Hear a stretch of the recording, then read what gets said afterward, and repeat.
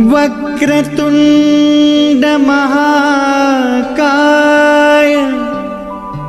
सूर्यकोटि समप्रभ।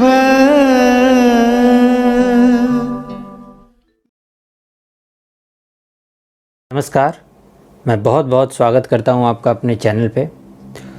तो आज हम लोग चर्चा करने जा रहे हैं जो आने वाला ग्रहण है इसके बारे में। तो आजकल बहुत सारी भ्रांतियां फैली हुई है, उन भ्रांतियों को दूर करते हुए कुछ विशेष तथ्य को जो सत्य हैं उसे मैं आप लोगों के सामने रखना चाहता हूं।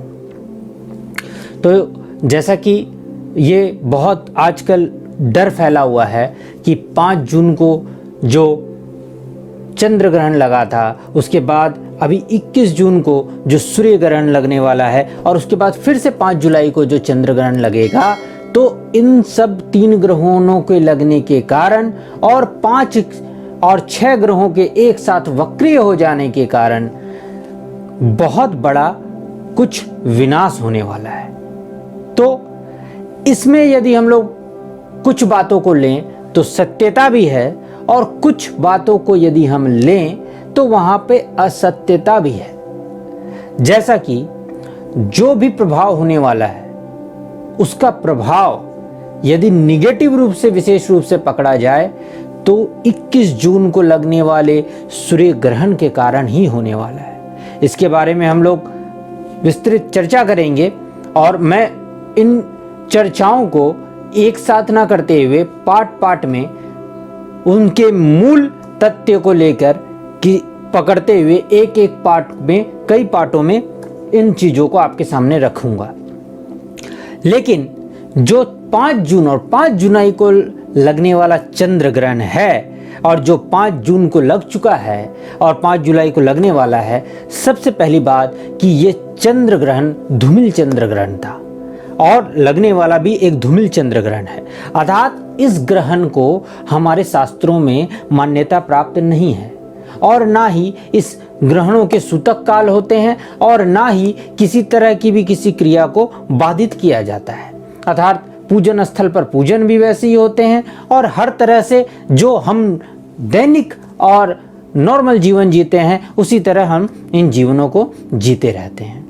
तो ये ग्रहण होता क्या है? ये ग्रहण ये होता है कि इसे उपाच्य चंद्र ग्रहण बोलते हैं। अर्थात इस ग्रहण में जो पृथ्वी की छाया है वो चंद्रमा पर नहीं पड़ती, बल्कि चंद्रमा की उपछाया के अंतर्गत चंद्रमा पृथ्वी की उपछाया के अंतर्गत कुछ अंश तक आता है, जिसके कारण चंद्रमा आपको दिखेगा तो पूरा, लेकिन आंशिक धूमिल हो जाएगा। यहां तक कि नॉर्मल देखने वाले लोगों को कुछ विभिन्न असर भी समझ में नहीं आएगा। ऐसा लगेगा कि जैसा नॉर्मल चंद्रमा है उसी पे थोड़े बादल आ गए हैं, लेकिन दूरबीन से देखने से यह समझ में आता है।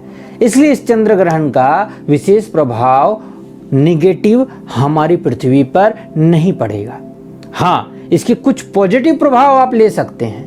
तो पॉजिटिव प्रभाव में क्या है कि जिन जगहों पे भी ये चंद्र ग्रहण दिखाई देगा या जिन भागों को, जिसमें से भारत हैं, ब्राज़ील हैं, इत्यादि जगह जो भी इसके अंतर्गत हैं, क्योंकि मैं भारतवर्ष में रहता हूं और हमें भारतवर्ष को ही लेकर पहले करना है, तो भारतवर्ष में इसका शुभ असर ही देखने मिलेगा। अर्थात इस वर्ष की मानसून अच्छी आएगी। इस वर्ष में जो लोगों की खेती है उन खेतों में वर्षा अच्छे होने से फसल अच्छी हो सकती है और जो भी जल का भाग है, क्योंकि चंद्रमा जल से रिलेटेड है, तो जल से होने वाली कमियों को, अर्थात सूखे जैसी कमियों को दूर किया जाएगा और इसका अच्छा ही प्रभाव हमारे जीवन में मिलेगा। तो अब आते हैं सीधे 21 जून के पड़ने वाले सूर्य ग्रहण को। तो सूर्य ग्रहण 21 जून को जो पड़ने वाला है, उस सूर्य ग्रहण के बारे में थोड़ी सी चर्चा हम लोग कर लेते हैं। तो 21 जून को पड़ने वाला जो चंद्र ग्रहण है, इसे हम लोग चूड़ामणि या कंकन ग्रहण भी कहते हैं। इसका कारण यह है क्योंकि ये सूर्य ग्रहण रविवार के ही दिन पड़ रहा है और ये सूर्य ग्रहण आने वाले समय में, वो व्यक्तिगत हो, राजनीतिक हो या सामाजिक हो या देश के अंतर्गत हो या फिर पूरे विश्व के अंतर्गत हो, बहुत बड़ा परिवर्तन लाने वाला है। याद रखिएगा, जो 26 दिसंबर सन 2019 को जो सूर्य ग्रहण हुआ था, उस ग्रहण के बाद बहुत सी परिस्थितियां पूरे विश्व में बदली हैं और सबसे बड़ा उसका उदाहरण कोरोना वायरस है। और कई ऐसी परिस्थितियां हैं जो आर्थिक दशा से पूरे विश्व को प्रभावित कर रही हैं। उसी प्रकार ये होने वाला सूर्य ग्रहण भी काफी आगे तक इस इफेक्ट को दिखाएगा। थोड़ी सी बातें मैं बता देता हूं, बाकी मैं इसे आने वाले कई पार्ट में आपको बताऊंगा। हर पार्ट में किसी में देश से रिलेटेड बताऊंगा, किसी से पूरे विश्व से रिलेटेड बताऊंगा, किसी में आर्थिक दशा को लेते हुए बताऊंगा। तो इस सीरीज को आप ध्यान से देखिएगा, इस पर काफ़ी आपको जानकारियां प्राप्त होंगी और उस हिसाब से आप खुद को तैयार भी कर पाएंगे। तो ये जो सूर्य ग्रहण लगने वाला है, ये 99% से अधिक सूर्य ढक जाएगा। इसलिए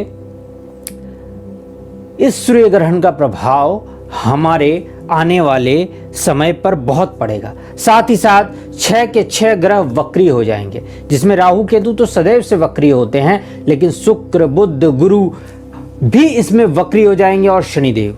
तो इन वक्री ग्रहों, 6 ग्रहों का वक्री एक साथ होना और विशेष रूप से इतना बड़ा ग्रहण जो कि काफी लंबे समय तक चलेगा, इस ग्रहण का प्रभाव आने वाले समय पर बहुत ही गहरा पड़ने वाला है। क्योंकि सबसे बड़ा बात है कि इस ग्रहण को आप अपने जीवन में आने वाली स्थिति को बहुत कुछ महसूस कर सकते हैं, क्योंकि 26 दिसंबर के बाद जो हुआ वो आप सबने देखा है।